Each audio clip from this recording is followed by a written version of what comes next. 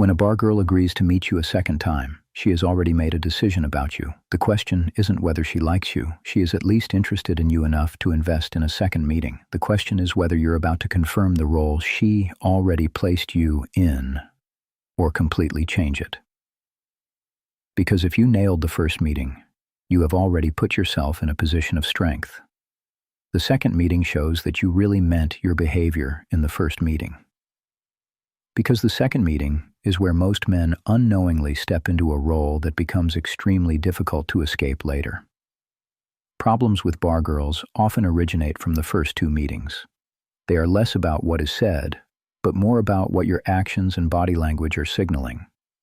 The second meeting is where the pricing model, the emotional tone, and the power balance are all quietly locked into place. And a lot of men make some of the same mistakes here. Not because they're stupid, but because they misread what the second meeting actually means.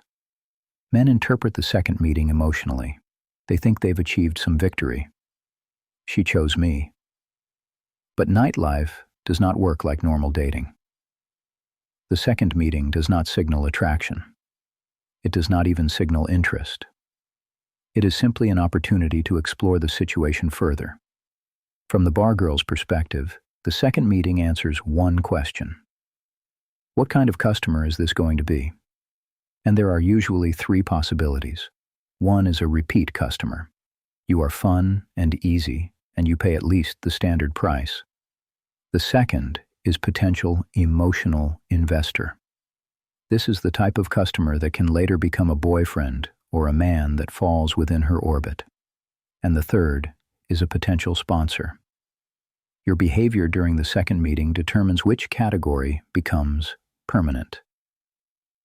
And the single biggest mistake men make is believing that the second meeting means they've already won.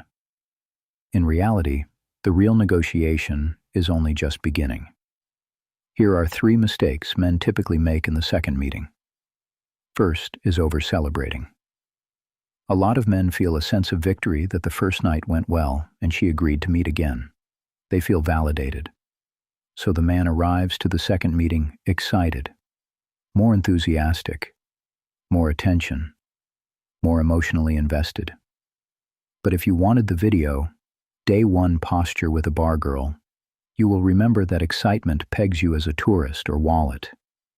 This sudden enthusiasm communicates something very important to the bar girl. It signals attachment. You're no longer evaluating the experience from a position of strength. You're already leaning in. And the moment attachment becomes visible, leverage has already shifted. Because now she knows the interaction means more to you than it did before. And when something matters more to one side than the other, the balance changes. The second mistake men make in the second meeting is emotional escalation. It's because this is the meeting where men feel it is appropriate to begin opening up. They begin sharing deeper aspects of their life, such as personal struggles or past relationships. They talk about loneliness back home and why they enjoy Thailand. On the surface, this feels natural. It feels like connection. But again, men are confusing this with normal dating back home. Every single word a man says during the second meeting will be cataloged and stored as data. She will nod politely and pretend not to understand. And maybe she doesn't understand every word, but she will certainly understand the context, whether she admits it or not. You will know you are escalating emotional intimacy faster before the emotional investment has really had time to form.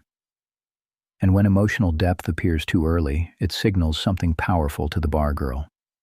It signals you are looking for more than a casual interaction, which means the dynamic immediately begins to shift toward long-term potential. And once that possibility appears, she adjusts her strategy accordingly. The third mistake that men make during the second meeting is financial escalation. The first meeting was most likely drinks, maybe the club or another bar after that. But the second meeting becomes dinner, maybe a nicer restaurant, maybe a bit of shopping, maybe even gifts. The man thinks she needs to outdo the first meeting.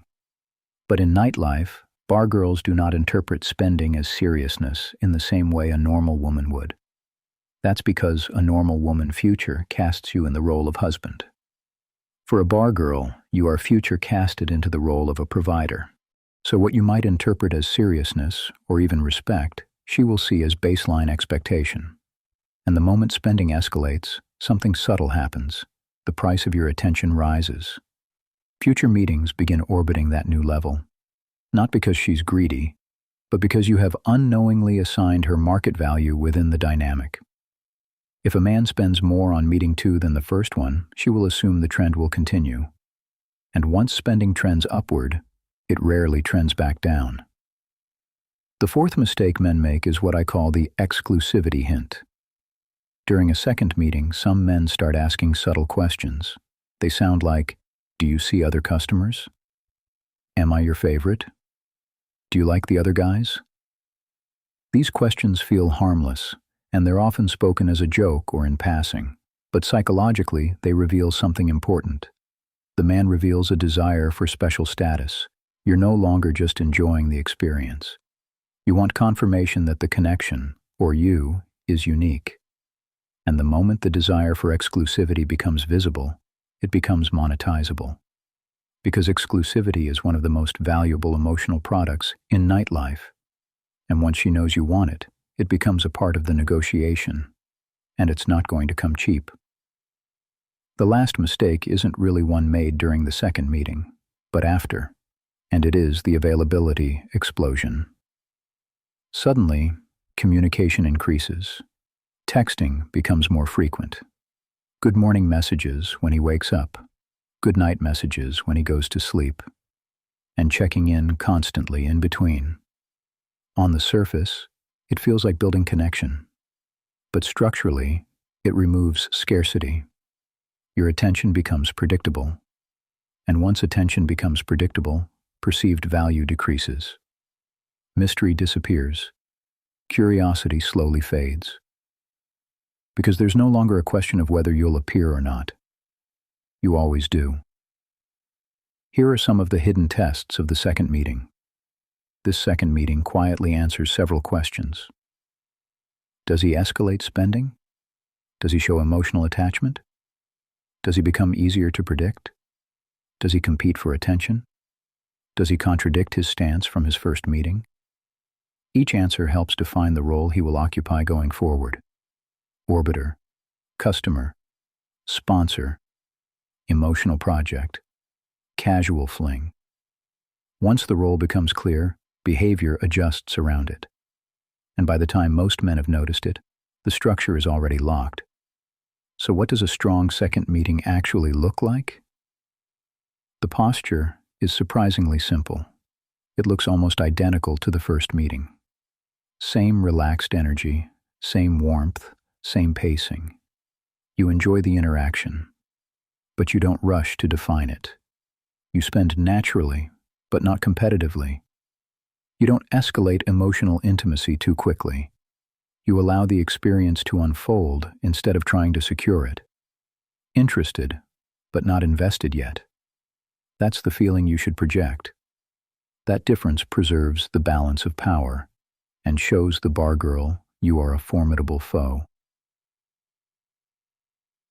As a recap, the first meeting determines how she categorizes you. The second meeting determines what role you're going to play in her rotation. But if a man makes it through those 2 meetings still in a strong position, there's still another trap waiting after that. And it happens in the first week.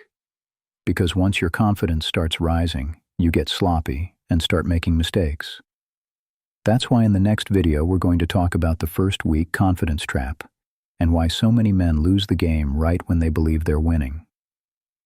If you've ever experienced this second meeting shift, comment your thoughts below and subscribe if you want clearer psychological breakdowns instead of the usual horror stories with no substance.